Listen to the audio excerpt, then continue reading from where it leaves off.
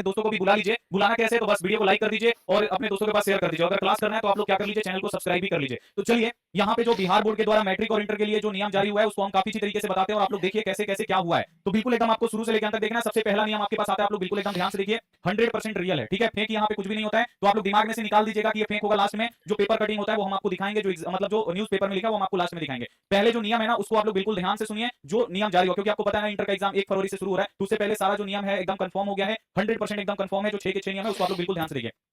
Rule number जो 1 है, आप लोग यहाँ पे देखिए, बिहार बोर्ड आज खुद वीडियो जारी करके इंस्टाग्राम पे, यूट्यूब पे सब जगह बता दिया है कि आपको परीक्षा सेंटर पे 1 घंटा पहले पहुंचना है। वो साफ साफ यहाँ पे बोला जा रहा है, परीक्षा में आपको 1 घंटा पहले पहुंचना है, एकदम परीक्षा केंद्र पे 1 घंटा पहले आपको पहुंच जाना है। आपका देखिए 2 सीटिंग में पेपर होता है, फर्स्ट सीटिंग और सेकंड सीटिंग, ठीक है। फर्स्ट सीटिंग में जो परीक्षा होता है वो 9:30 बजे यहाँ पे परीक्षा शुरू होता है और सेकंड सीटिंग वाला 2 बजे आपका दिन में शुरू होता है। ये सुबह में होता है और ये दिन में 2 बजे होता है। तो यहाँ पे 9 बजे आपका गेट बंद हो जाएगा, इसके बाद आप लोग नहीं जा सकते, बहुत ही खतरनाक नियम है। जस्ट इसके बाद वाला अब बिल्कुल यहाँ पे ध्यान से देखिए, 9:30 बजे आपका गेट बंद होगा, ठीक है, 9:30 बजे आपका परीक्षा शुरू होगा तो 9 बजे आपका गेट बंद हो जाएगा। लेकिन बिहार बोर्ड यहाँ पे साफ साफ बोल रहा है कि आपको 1 घंटा तक कैसे भी आके, तो 1 घंटा पहले आपको आना है, ठीक है, 1 घंटा पहले आपको आके परीक्षा हॉल में चले जाना है। लेट होगा तो उसके बाद आगे आपके यहाँ पे पिछला नियम है, जब लेट होगा तो क्या होगा। तो सबसे पहले आप लोग देखिए, बिहार बोर्ड साफ साफ यहाँ पे बोल रहा है कि अगर आप लोग 10th और 12th के बच्चे हैं, बिहार बोर्ड से अगर आप लोग पढ़ रहे हैं तो आप लोग परीक्षा सेंटर पे, ठीक है ना, 1 घंटा पहले ही आपको क्या करना होगा, आना होगा। ये साफ साफ है। अभी आगे जो न्यूज़पेपर का कटिंग है उसमें सब हम आपको दिखाएंगे, लेकिन आप लोग देख लीजिए पहले बढ़िया से। परीक्षा केंद्र का गेट 30 मिनट पहले बंद हो जाएगा। जो परीक्षा का गेट है मतलब एग्जामिनेशन जो सेंटर होता है, जो एग्जाम का सेंटर होता है, आपके एडमिट कार्ड में लिख दिया होगा आपके सेंटर का नाम, उसका जो मेन गेट होता है ना, हर स्कूल का एक मेन गेट होता है, वो मेन गेट बंद हो जाएगा आपका आधा घंटा पहले। अगर मान लीजिए आपका 9:30 बजे से एग्जाम है ना, तो 9 बजे आपका गेट बंद, ठीक है। अगर दिन में एग्जाम है 2 बजे से, तो 1:30 बजे जो होगा ना आपका गेट बंद हो जाएगा, ठीक है। इसीलिए बोला जा रहा है कि ट्रैफिक होता है, बिहार बोर्ड है ना, साफ साफ यहाँ पे लिखा है, रास्ते में ट्रैफिक होता है, जाम होता है, तो उसकी जिम्मेदारी खुद बच्चे होंगे अगर लेट होगा तो, नहीं तो उनके माता पिता, ठीक है ना। आपको कैसे भी करके टाइम निकाल के,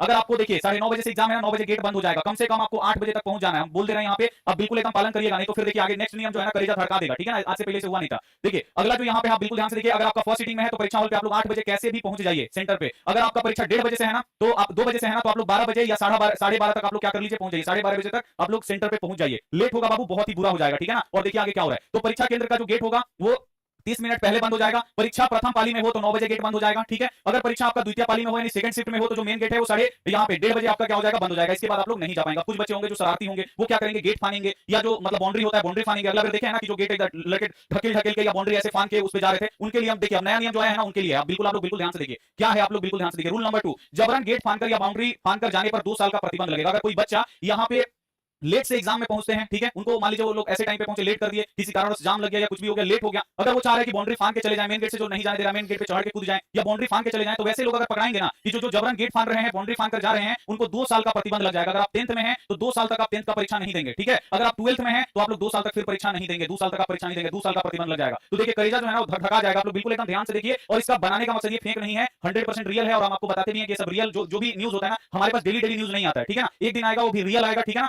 जिसको जानना बहुत ज्यादा जरूरी है। जबरन गेट फान कर जाने पे या बाउंड्री फानने पे 2 साल, क्योंकि अब देखिए पहले जो होता था ना मतलब ऐसे ही मतलब नाम बदल के एग्जाम दे दिए, अब तो आपका आधार कार्ड जमा हो जा रहा है ना, तो आधार कार्ड से आपका भी पहचान हो जाएगा, आधार कार्ड से पहचान हो जाएगा कि ये वही लड़का है, तो फिर बाबू 2 साल आपका कैसे भी बर्बाद हो जाएगा। तो ये जो नियम है ना मतलब कलेजा को धड़का देने वाला है। तो ये बिल्कुल आप लोग ध्यान से इस बात का आप लोग पालन करिएगा कि परीक्षा हॉल पे बहुत ही आप लोग जल्दी जाएं, ठीक है।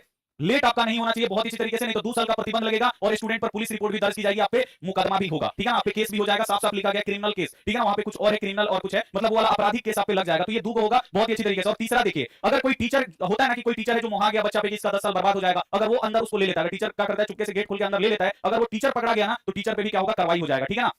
तो ये बहुत ही डेंजर न्यूज़ है भाई। अगर आप बाउंड्री आप लोग मान रहे हैं तो 2 साल का आपका हो जाएगा। और आपका आधार कार्ड जमा है ना, तो आप लोग सोचिएगा कि नाम बदल के दे दें तो आधार कार्ड से बाबू वो क्या हो जाएगा ना कि पकड़ा दिएगा। 2 साल आपको कैसे भी वेट करना पड़ेगा, ठीक है। 2 साल बाद आपका एग्जाम होगा। अगर 12th में ऐसे कर रहे तो 2 साल 100% आपका बर्बाद है, ठीक है। तो इसलिए आपको बिल्कुल ध्यान देना है, जबरन गेट नहीं फानना है। देखिए अगर किसी कारणवश हम नहीं चाहते कि किसी कारणवश बच्चे का एग्जाम छूटे, अगर आपका मान लीजिए लेट भी हो गया तो चुपचाप आप लोग वापस आ जाइए, ठीक है ना। ज्यादा हल्ला गदर ना करिए, हल्ला गदर करने से भी कोई फायदा नहीं है। आप लोग चुपचाप वापस आ जाइए। कंपार्टमेंट का एग्जाम होता है ना, जो बच्चे रिजल्ट आने के बाद फेल होते हैं जिस विषय में, उसका एग्जाम होता है, तो उसका एग्जाम आप लोग देके फिर क्या हो जाइएगा, पास हो जाइएगा। अगर गेट फानिएगा, चार दीवारी टपिएगा, तो फिर 2 साल तक आप लोग कोई भी परीक्षा नहीं दे पाइएगा। अगर किसी अगर आपका लेट भी हो जाता है तो वापस चुपचाप घर चले आइए। उसमें आप दूसरे दिन होगा ना तो दूसरे दिन जाके एग्जाम दीजिएगा। जिस दिन का एग्जाम छूट जाए आप लोग वापस आ जाइए, दूसरे दिन जाके एग्जाम दीजिए। जिस दिन एग्जाम नहीं दीजिएगा उस विषय में केवल फेल दिखाएगा, कंपार्टमेंट में जाके जो भी बचेगा छूटेगा वो देंगे। आपको बिल्कुल भी ये गलती नहीं करना है। यहाँ पे हम आपको बिल्कुल समझा दिए काफी अच्छी तरीके से। और जो भी टीचर ऐसे करते हुए पकड़े जाएंगे कि वो बुला लिए या मुहा के कुछ भी कर रहे हैं तो उन पे भी कार्रवाई होगा, साफ साफ है। तीसरा जो रूल है यहाँ पे 100% क्लियर हो गया है, पहले क्लियर नहीं था, अब 100% क्लियर है, जूता मोजा पहन के नहीं जाना है। जो भी बच्चे हैं अगर सोच रहे हैं कि हम जूता मोजा पहन के चले जाएंगे परीक्षा देने, तो फिर दिक्कत है, आपका जूता मोजा खुलवा के कहीं और रख दिया जाएगा, खाली पैर देना पड़ेगा। ठंडी का टाइम है,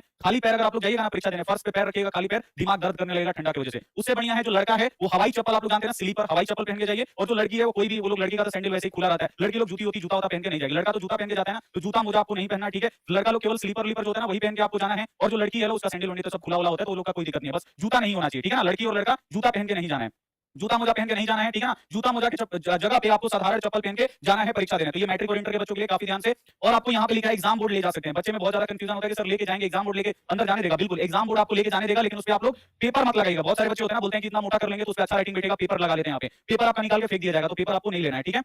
चलिए अगला जो है यहाँ पे चौथा नियम देखिए, ये भी बहुत ही खतरनाक नियम है। इससे पहले ये नियम नहीं था, पहले व्हाइटनर और ब्लेड का था। अब यहाँ पे देखिए ओएमआर सीट और कॉपी पर नाखून का प्रयोग नहीं करना है, नहीं तो कलेजा धक धक धक करने लगता है। यहाँ पे देखिए जो आपको ओएमआर सीट मिलेगा, जिसपे आप क्या करिएगा, ऑब्जेक्टिव आप लोग बनाइएगा, ठीक है। और जो आपका कॉपी मिलेगा, कॉपी पे भी आप भरने का आ रहा है, तो उस पे ना नाखून नहीं कि नाखून से ऐसे गलत हो गया, रगड़ दिए उसको, ठीक है, तो आपका परीक्षा कैंसिल हो जाएगा, रद्द हो जाएगा। तो ये सब नियम क्या पता कहां से लागू हुआ है, वो हमको भी नहीं समझ में आ रहा। तो आप लोग ओएमआर सीट भरिएगा ना, एकदम ध्यान से भरिएगा, भले टाइम लग जाए, नहीं तो रिजल्ट बाबू इधर उधर हो जाएगा।